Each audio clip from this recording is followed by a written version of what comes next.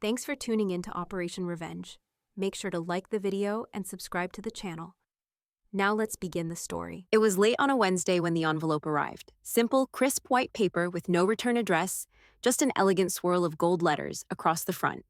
I knew what it was before I even touched it. A wedding invitation. Haley's wedding invitation. My name is Rebecca Carter. I'm 32, a captain in the Army, and I haven't spoken to my younger sister in years. Not since I left home at 18, determined to make something of myself outside the shadow of our family's expectations.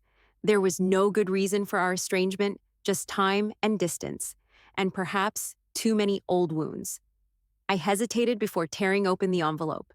My fingers trembled slightly, though I couldn't tell if it was from anger, sadness, or just the chill of the evening creeping through the house.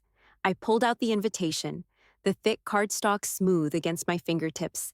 It was elegant as expected, with a floral border and gold lettering that shimmered faintly in the dim light of my living room. Haley Carter and Robert Whitaker request the honor of your presence.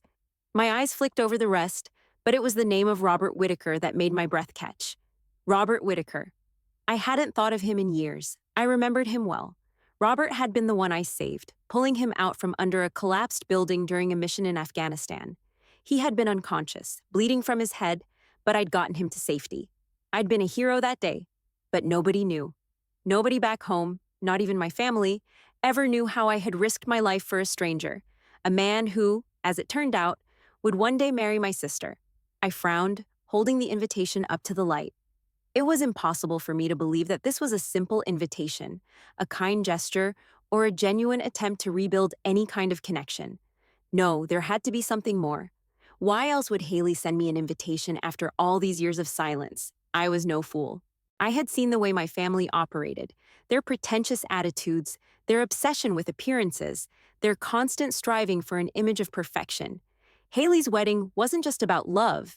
It was about creating the perfect moment for the perfect guests. And I was a guest, yes, but I was also the one they ignored, the one they let drift away as they pursued their own self-image.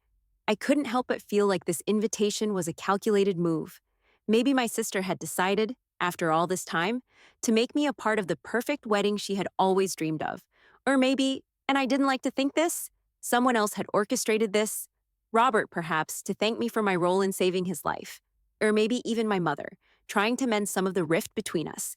I didn't want to attend. I wasn't looking for closure or reconciliation. But I knew that if I didn't go, I would spend the rest of my life wondering why I hadn't. So, after staring at the invitation for a long moment, I made my decision.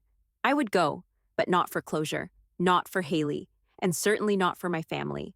I would go to figure out why I was being invited. What was the real agenda behind this sudden, unexpected gesture? I tossed the invitation onto the coffee table and stood up, pacing around my small living room. The thought of walking back into that world, the world I had fought so hard to leave behind, made my stomach tighten. But I had made a promise to myself, one I would keep. I wouldn't let them control me, not again. I needed answers, and if I had to stand in the same room as my family to get them, so be it. I reached for my phone and tapped out a quick text to my closest friend, Steve. I'm going to my sister's wedding, not for closure, but to figure out why they've invited me. I hit send before I could second-guess myself, then stood still for a moment. The decision felt like a weight lifting off my shoulders, but it also felt like a trap slowly closing in around me. It was my family, after all. They had never been good at offering anything without expecting something in return. The phone buzzed almost immediately. Good luck. I'm sure you've got this. I smiled slightly, though there was no joy in it. My reflection in the dark window above the sink was someone I barely recognized. A soldier, a sister, a woman caught between two worlds. My family's world, where I would always be an outsider, and my own world, which had no room for anyone but me. It wasn't easy to reconcile the two, but as I stood there, looking out at the quiet street below, I felt the pull of the past settle into my bones. I didn't know what awaited me at that wedding, but I knew one thing for sure.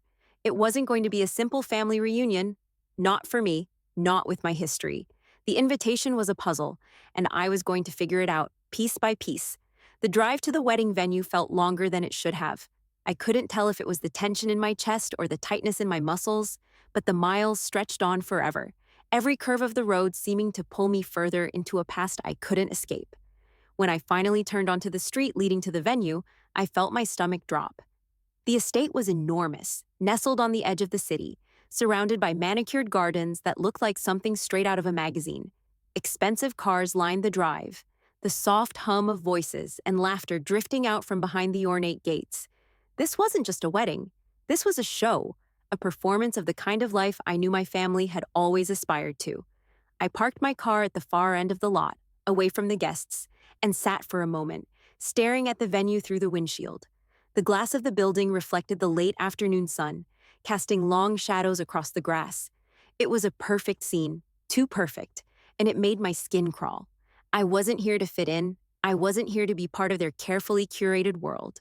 I was here to figure out why my sister had invited me, and more importantly, why I had agreed to come. I had told myself I wouldn't let my family make me feel small again. But as I stepped out of the car, I already felt the weight of the years pressing down on me. As soon as I entered the venue, the cold reception was evident. I had expected it, but it didn't make it any easier to bear. My aunt, who had always been the first to greet me at family gatherings, looked right through me as I passed. A few guests whispered behind their hands, and I caught the sharp, judgmental stares of several familiar faces. They didn't know who I was anymore. I had traded my military uniform for a simple black dress, but in this world, that wasn't enough to make me fit in. I didn't belong here, and I knew it. The seating chart was placed on an easel near the entrance, the names written in neat, flowing script. I scanned the list for my name, but it took a moment to find it, far from the rest of the family, tucked into a corner table with a hastily scribbled note in the margin. Rebecca Carter, table 15. Not a mistake, an afterthought. I clenched my jaw, a bitter taste rising in my mouth, and made my way to the table. As I passed through the reception hall, I couldn't ignore the murmur of voices around me. Conversations paused as people took notice of me. They were all staring at the soldier who didn't belong at a wedding like this. The woman in a simple dress, unpolished and unrefined, standing in a room full of sparkling designer suits and dresses. I chose to sit at the farthest end of the table, away from the others, pulling the chair back with a sharp scrape. I didn't want anyone to sit near me. I wanted to remain invisible. As the reception carried on around me, I watched the guests mingle, laughing, sipping champagne. It was as if I wasn't even in the room.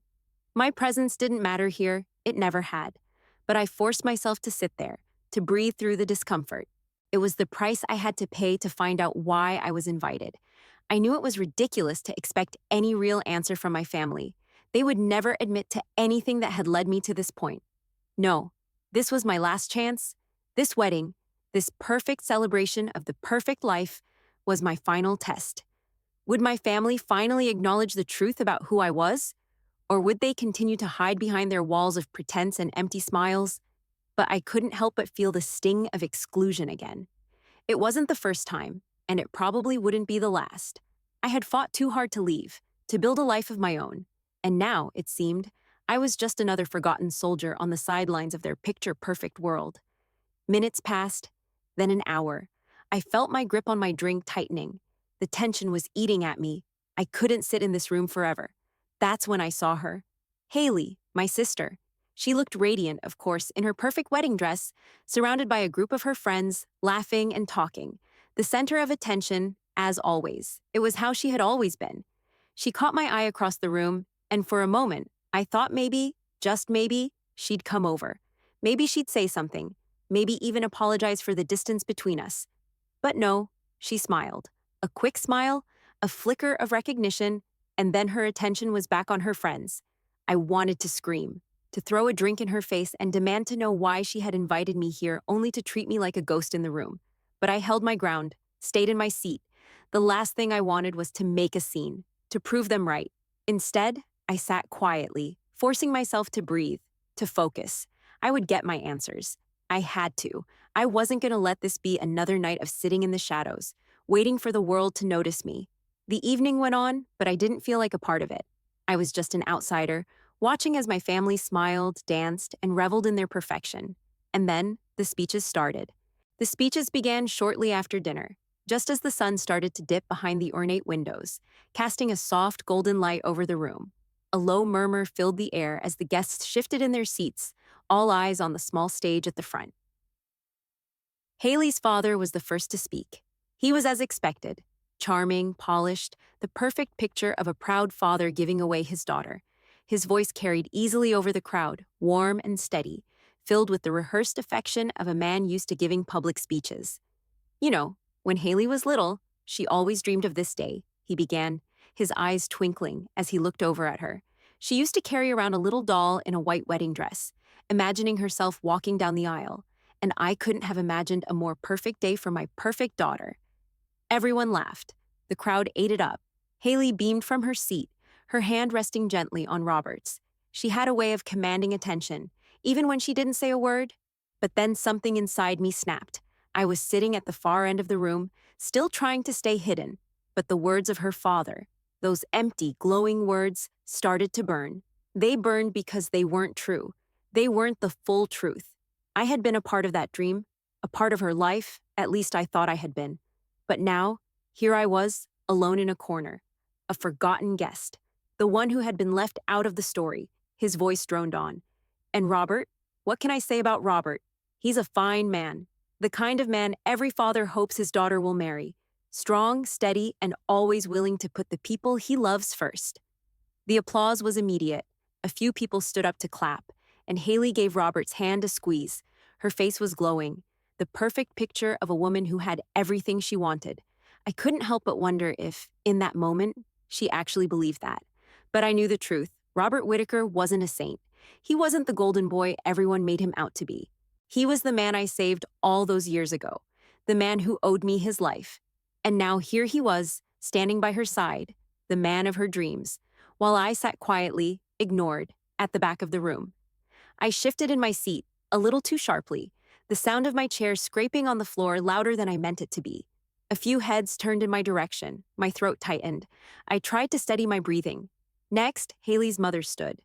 I hadn't seen her much tonight, mostly sitting off to the side, her sharp eyes scanning the room.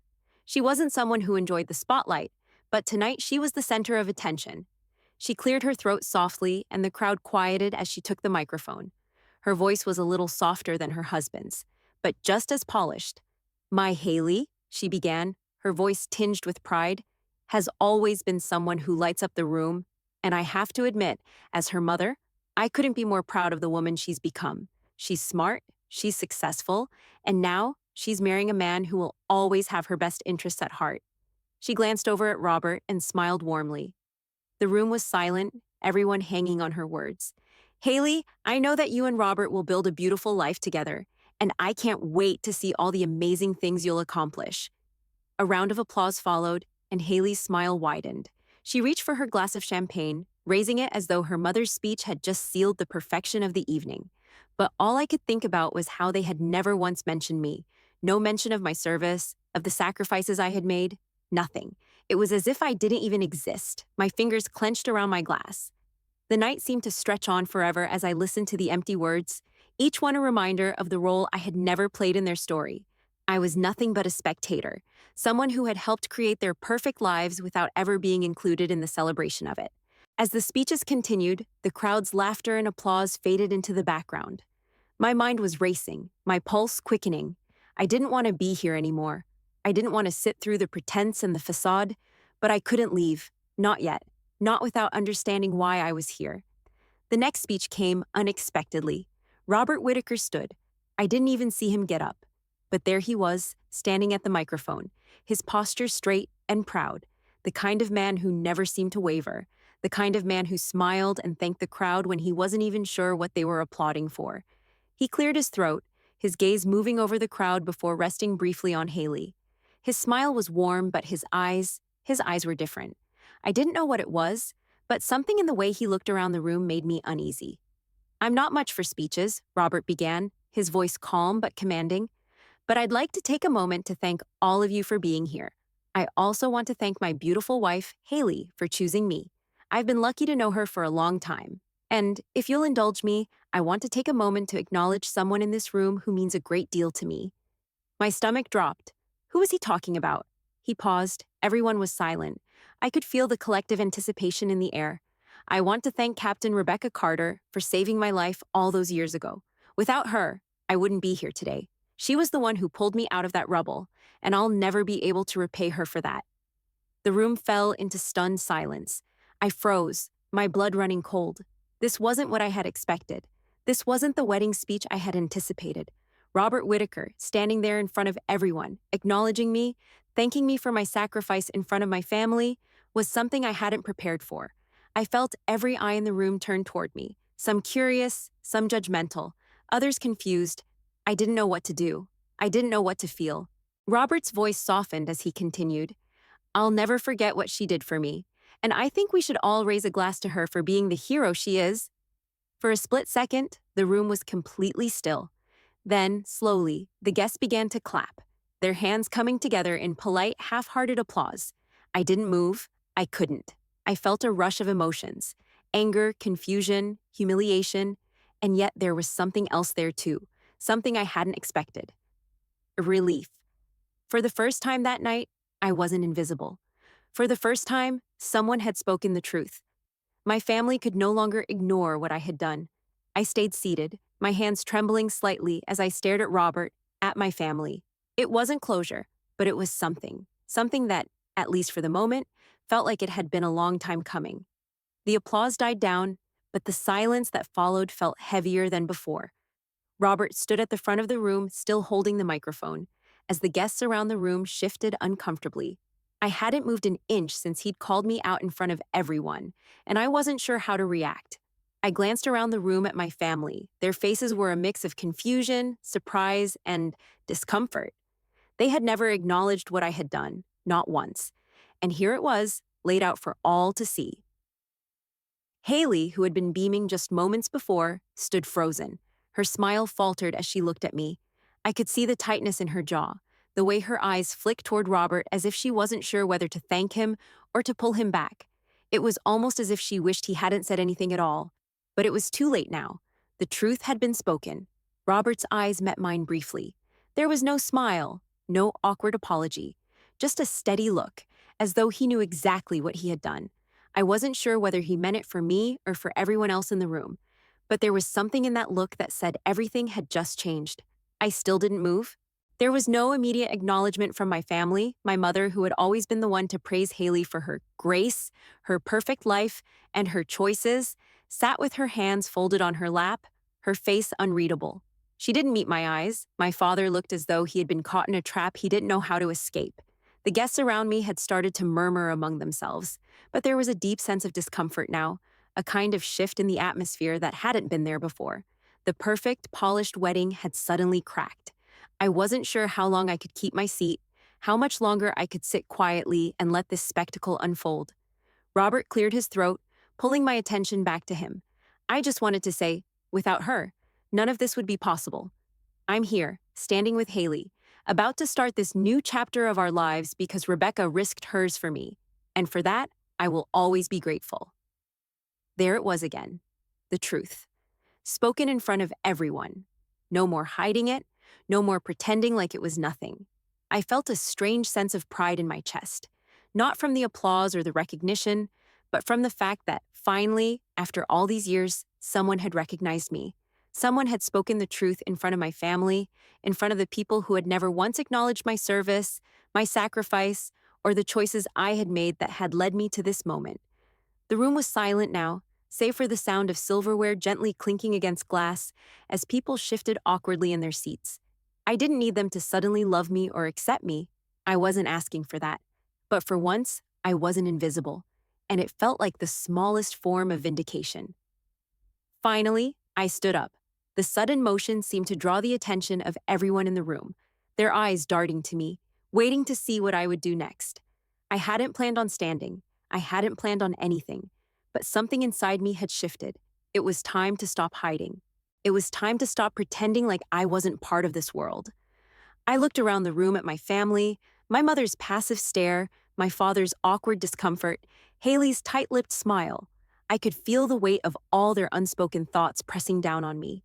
I turned to Robert, still standing at the front. His eyes met mine again, and this time there was something different in them. An acknowledgement, an understanding that hadn't been there before. I didn't come here for a speech, I said, my voice steady, but loud enough for everyone to hear. I didn't come here to get thanked or to be recognized. I came here to understand why I was invited. The words hung in the air, sharp and biting. It wasn't the answer I had expected, but it was the only one that made sense. My gaze flicked over to Haley, who seemed to shrink in on herself, her face flushing with embarrassment. This wedding, this celebration, I continued, my voice growing stronger. It's beautiful, but it's not for me. It never was. I helped you, Haley, because I thought you were family. I thought I mattered. But all this time, I've been an outsider, not just tonight, but for years. The truth was spilling out now, faster than I could stop it. It was like I had been holding my breath for years, and now, in this room full of people who had never really seen me, I could finally exhale. You wanted the perfect wedding, the perfect life, and that's fine, but you didn't need me for any of it. Not really. You wanted me when it was convenient, when you needed something, but I'm not just the person you turn to for money, for favors, for help when it's needed. I'm your sister. And if I didn't fit into your picture-perfect life, I'm sorry. But that's not my fault.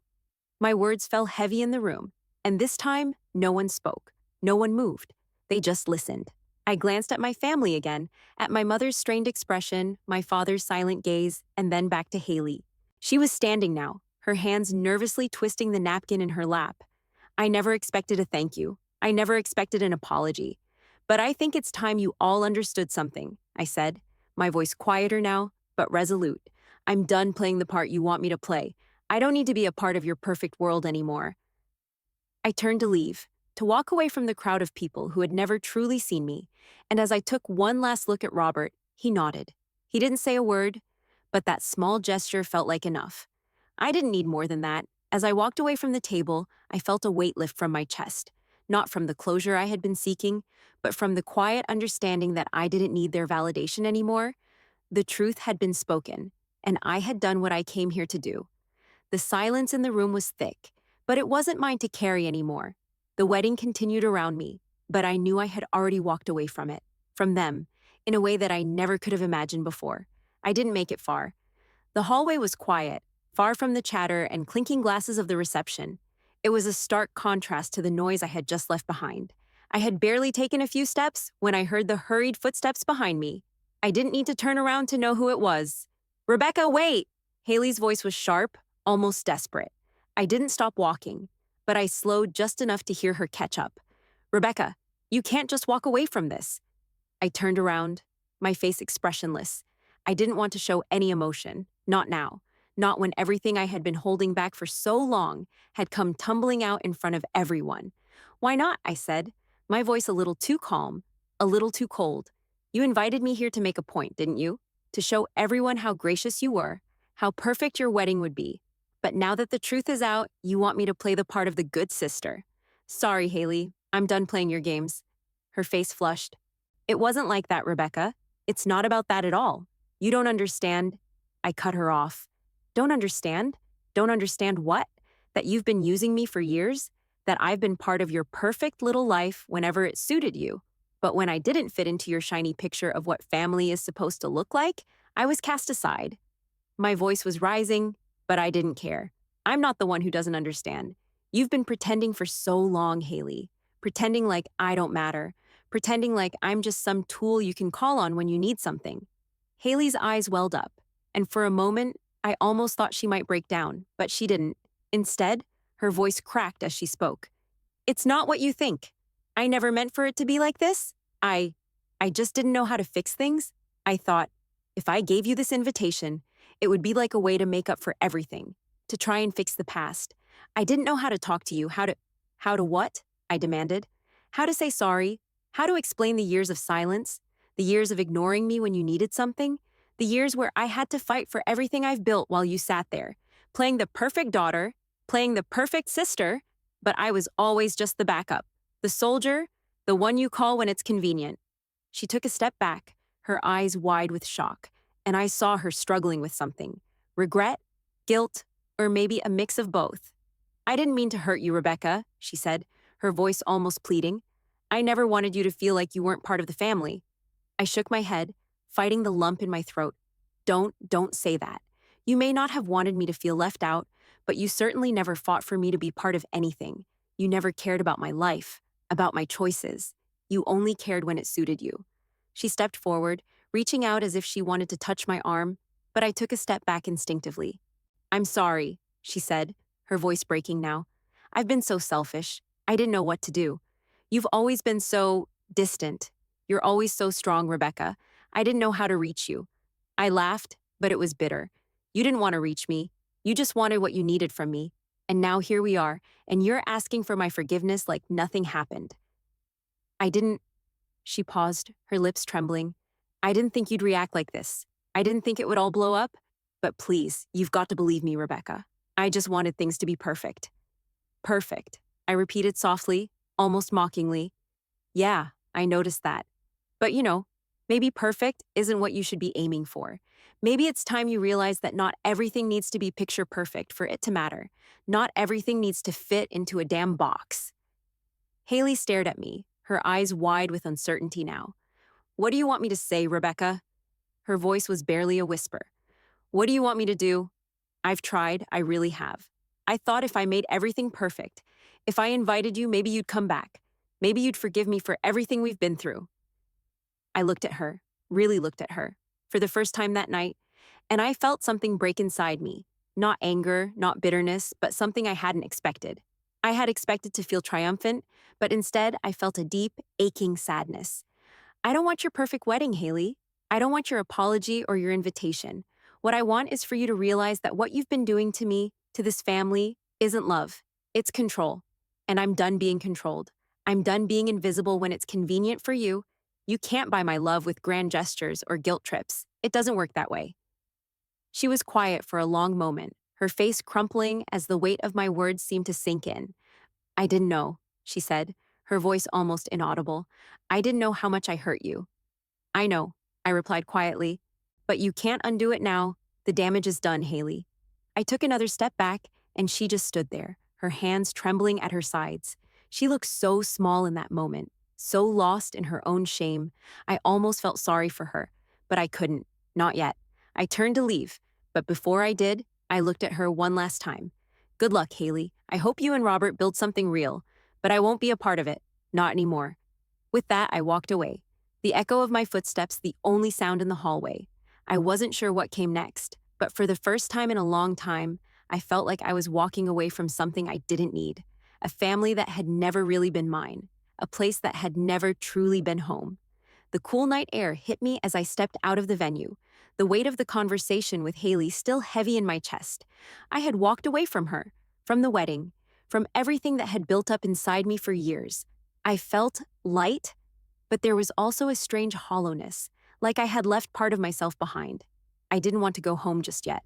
The quiet of my apartment would only make the silence of the evening louder. So I wandered around the venue grounds for a while, letting the cool breeze calm me, hoping for some kind of peace. But just as I was about to head to my car, I saw an older man approaching, his posture dignified but clearly showing his age. He had a slight limp but moved with purpose, his face familiar in a way that made my pulse quicken. He was carrying an envelope in his hand. I had no idea who he was, but something about the look in his eyes made me stop. "Captain Carter?" he called, his voice gravelly but warm. I nodded, cautious. "Yes?" He came closer, offering the envelope to me with a nod. "I was asked to give this to you. It's from your grandfather." I stared at the envelope in his hand for a moment, confusion rising in me. My grandfather? He had passed away years ago, and the idea that he was sending me anything now was impossible. "From my grandfather?" I asked, still unsure whether this was a joke. He's been gone for a while." The man smiled gently, though there was a hint of sadness in his eyes. "I know. This is something he arranged before his passing. He made sure you would get this one day." I took the envelope from him, the weight of it oddly comforting, though I didn't understand. The man gave me one last glance, almost as if he was waiting for something, and then, without another word, he turned and walked back toward the venue. I stood there for a long moment, the envelope feeling heavier in my hand than I expected. It wasn't until the man had disappeared behind the corner of the building that I finally opened it. Inside, I found a letter. It was in my grandfather's distinctive handwriting, neat, precise, just like he had always been. I read it aloud, my voice barely a whisper in the quiet. "My dear Rebecca, I hope that by the time you read this, you've found your own way, your own path.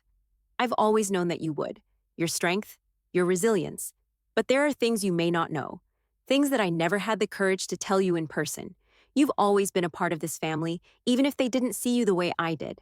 I saw the way they treated you, the way they dismissed you for your choices, for your service, and I could never find the right words to defend you. I regret that. But I need you to know this.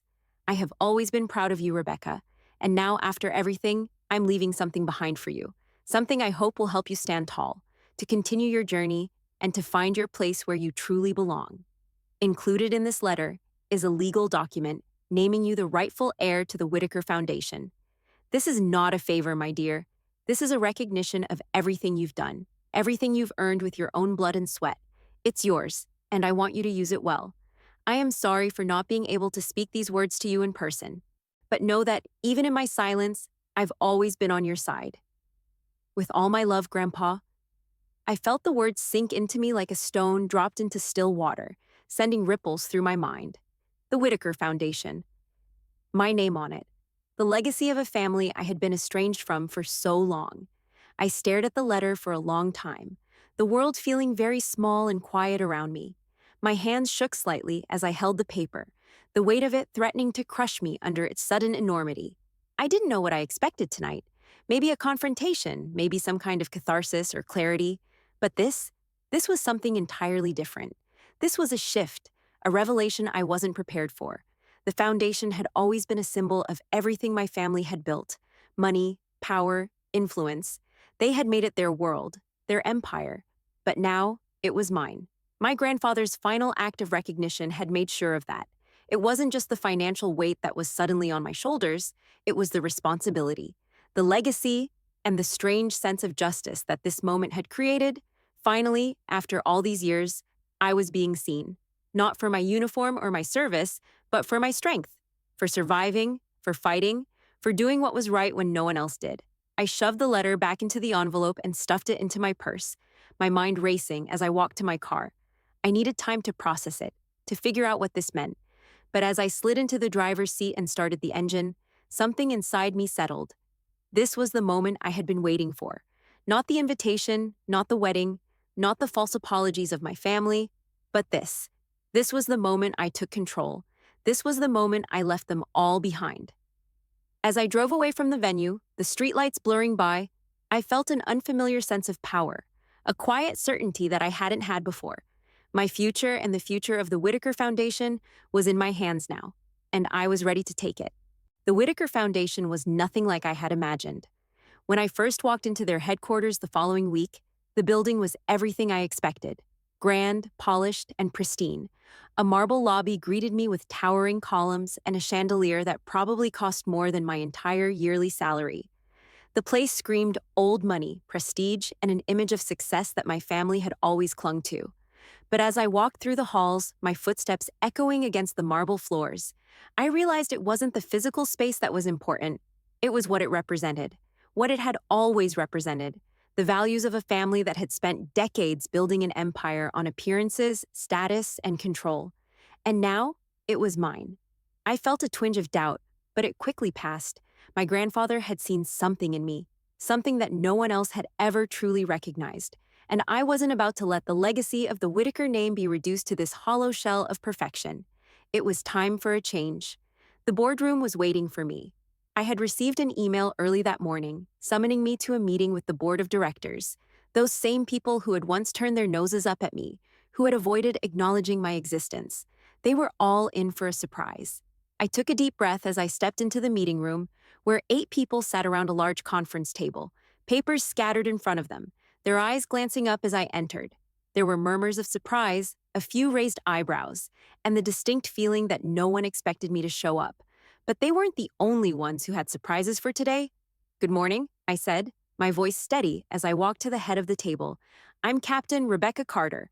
I'm sure you all know why I'm here." The board members exchanged glances, their discomfort palpable. One of them, a man with a bald head and a sharp suit, spoke up. "Captain Carter, thank you for joining us. We were, surprised by your sudden involvement with the foundation. But of course, we welcome you. Your grandfather's legacy is important to us all." I nodded, though the words felt empty. "Your welcome is noted," I replied coolly, glancing at each person around the table. But I'm not here to be a figurehead or a symbol of your convenience. I'm here to make sure the foundation actually means something. There was an awkward silence as the board members exchanged unsure glances. They didn't know what to do with me, didn't know what to expect, but that was exactly the point. I wasn't going to be what they expected. Let's be clear, I continued, leaning forward slightly. This foundation has existed for one purpose: to perpetuate your image, to maintain your status, to make sure everyone sees you as good, generous people, while you reap the benefits of your wealth and influence. But that ends today. We're going to focus on real work, real causes, not just marketing campaigns that make you look good. One of the women at the table, an older lady with jet black hair and an air of authority, narrowed her eyes at me. "And what exactly do you have in mind, Miss Carter?" I smiled. "I've already made a few changes, starting with the new leadership team." I watched their faces fall as I pulled out a piece of paper from my bag. It was a list of names. My new team, a group of veterans and professionals who had a genuine desire to help people, not just increase their personal net worth. "I've already contacted these individuals," I said, sliding the paper across the table. "These are the people who are going to make a real difference. They'll be joining the foundation as senior members. I've also secured new contracts with nonprofit organizations that focus on veterans rehabilitation and education. No more charity galas for you all. This is about actual service." The board members were silent for a long moment, their eyes flicking to each other as the weight of my words sank in. The room was tense, the tension thick enough that I could almost taste it. They weren't used to someone challenging them, especially not someone like me. But I didn't care. I wasn't here for their approval. I was here to make sure things changed. "We will be restructuring the foundation," I continued, starting with the name. "I'm changing it to something that reflects what we stand for, something real. It's no longer the Whitaker Foundation. It will be the Carter Foundation for Veterans and Community Outreach." A gasp escaped one of the men sitting at the far end of the table, his face going pale. "You can't just—" "I already have," I interrupted smoothly, cutting him off. "The paperwork has already been filed, and the branding changes have begun. The Whitaker name doesn't mean what it used to. It's about time we acknowledge that." There was an uncomfortable shifting in the room as everyone processed what I had just said. No one spoke for a long moment, and I could practically feel them grappling with the reality that they were losing control of the foundation they had helped build. I didn't let the silence linger for too long. "I'll be overseeing all decisions moving forward, including any major donations or financial commitments. We'll focus on programs that make a real impact. No more vanity projects. No more pretending to be the heroes of the world. The veterans I've worked with, they're the heroes, and I'll make sure they get the help they need." Finally, one of the older men, the one who had spoken first, stood up slowly, adjusting his glasses. "Captain Carter, this is unexpected. I think we need to discuss this further. You can't just come in here and start changing everything on a whim." I stood up, my posture straight, my eyes sharp. "I'm not here to discuss it further. This is happening. If you don't like it, feel free to resign. You've had your chance to make a difference, and you've squandered it. I'm here to fix it." The board members exchanged tense looks, but no one dared to speak up again. They could see that I wasn't bluffing. I wasn't here to play games. I turned to leave, my heels clicking sharply against the marble floor. "I'll be in my office. Let me know when you've decided whether you'll be staying or going. But know this: if you stay, you'll be working with me, not for me." I left the room without waiting for a response, feeling a strange mixture of exhilaration and cold resolve. This was only the beginning. I had come in, taken control, and set things in motion, and there was no turning back now. The sound of the waves crashing gently against the shore filled the silence of my small, quiet house by the coast. It had been a few weeks since the boardroom confrontation, the takeover of the Whitaker Foundation, and in that time, things had begun to settle. I had made my mark, reshaping the foundation into something meaningful, something that would help people who needed it, rather than just feeding the egos of those who had exploited its name for decades. But as much as I had achieved, I knew there was more work to do. The foundation was just the beginning, and I hadn't fully processed everything. The wedding, the confrontation with Haley, the revelation about the letter from my grandfather, it had all happened so fast. Each event had been a catalyst for change, not just in my family, but in myself. I had built a life for myself, one that was finally mine, and it felt like I was standing at the edge of something new, something completely different from the world I had once been forced to be a part of. The house I had chosen was a small, humble cottage by the water, far from the perfection of Haley's wedding venue, far from the polished, glossy world my family inhabited. It was a place I could breathe, a place where I didn't have to fight for space, for recognition, for my own identity. Here, I could simply be. I sat on the porch, watching the early evening sky turn orange and pink, the quiet hum of the ocean surrounding me. The salty breeze lifted strands of my hair, and I let myself close my eyes for a moment, trying to find peace in the stillness. It had been years since I'd felt like this. Unencumbered, free from the weight of my past, free from the expectations of my family. They had always seen me as an outsider, as someone who didn't fit into their world. But now, standing in the calm of my own solitude, I realized that the distance I had created between myself and them was the best decision I'd ever made. As I sat there, lost in my thoughts, I heard the faint sound of my phone ringing inside. It was an unfamiliar number, and for a second I hesitated. I'd received countless calls from family, from people I once thought I could count on, calls I had ignored, but something about this one made me pick up. "Hello?" My voice was steady, but the knot in my stomach tightened. "Rebecca," came the voice on the other end, and my heart skipped a beat. "It's Robert Whitaker." I exhaled sharply, sitting up straighter on the porch, the air now thick with the tension that had hung between us for years. "What do you want?" "Please, just hear me out," he continued, his voice calm but filled with a quiet desperation. "I know we haven't spoken much since the wedding, but I need to tell you something. Something important." I could feel my pulse quicken. I hadn't expected to hear from him, certainly not like this. It had been a strange, surreal experience seeing him in the spotlight, publicly acknowledging my role in his life. But it didn't change the fact that he had married my sister, that he had become part of the very family that had ignored me for so long. "What is it?" I said. The words clipped, but I couldn't deny the curiosity rising in me. "It's about Haley," Robert said, his tone serious now. She's been having a hard time, more than I think you know." I frowned, my grip tightening on the phone. "What do you mean? Is she okay?" There was a pause on the other end of the line. "She's struggling, Rebecca. She's not the person she pretends to be. I've seen it, and I know you've seen it too, but she's been trying to hide it from everyone. From me, from you, from the world." I felt my stomach twist. The image of the perfect bride, the one who had smiled and looked so radiant on her wedding day, felt so far removed from the person he was describing. But this wasn't the first time I had seen Haley hide behind a facade.